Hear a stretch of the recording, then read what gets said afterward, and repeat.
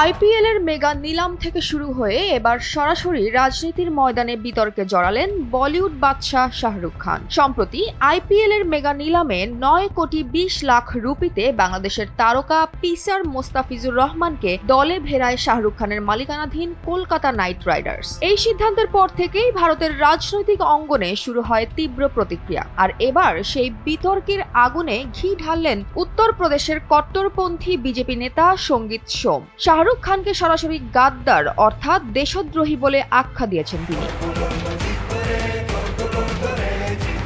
ভারতীয় সংবাদ মাধ্যমকে দেওয়া বক্তব্যে সঙ্গীত সোম দাবি করেন, আইপিএলে মোস্তাফিজুর রহমানের মতো খেলোয়াড়দের অন্তর্ভুক্ত করা ভারতের স্বার্থ বিরোধী কাজ। তিনি হুঁশিয়ারি দিয়ে আরো বলেন, মোস্তাফিজ যদি ভারতে খেলতে আসেন তাহলে তাকে বিমানবন্দরের বাইরে পা রাখতেই দেওয়া হবে না, এটাই তার প্রতিজ্ঞা। এবং এখানেই থামেননি ওই বিজেপি নেতা। শাহরুখ খানের বিরুদ্ধে অভিযোগ এনে সঙ্গীত সোম বলেন, আপনি এই দেশ থেকে অর্থ উপার্জন করছেন আর সেই অর্থ দিয়েই ভারতের বিরুদ্ধেই কাজ করছেন। কখনো প্রতিবেশী দেশগুলোর প্রতি সহানুভূতির অভিযোগ, আবার কখনো বিদেশি খেলোয়াড় কেনা, এসবই দেশদ্রোহিতার শামিল বলে মন্তব্য করেন তিনি। সঙ্গীত সোমের ভাষায়, এই দেশে দেশদ্রোহীদের জন্য কোনো জায়গা নেই।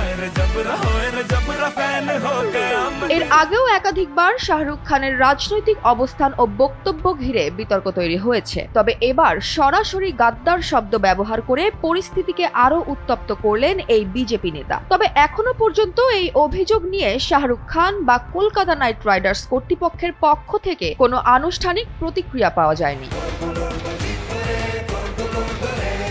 ক্রিকেট, বিনোদন আর রাজনীতির সংঘাতে এই বিতর্ক কোন দিকে মোড় নেয় সেটাই এখন দেখার বিষয়। জয়া হাসান, এনপিবি।